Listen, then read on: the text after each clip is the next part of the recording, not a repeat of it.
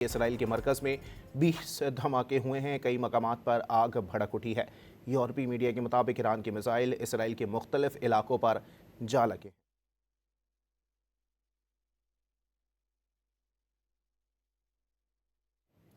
Israel के मरकज़ में 20 धमाके हुए हैं।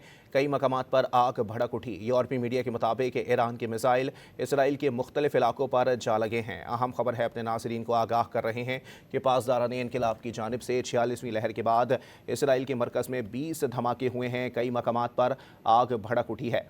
यूरोपीय मीडिया के मुताबिक ईरान के मिसाइल इसराइल के मुख्तलिफ इलाकों पर जा लगे हैं। ईरान की जवाबी कार्रवाइयों में इसराइल पर ताबड़तोड़ हमलों का सिलसिला जो है वो जारी है। इसराइल के मरकज़ में 20 धमाके हुए हैं।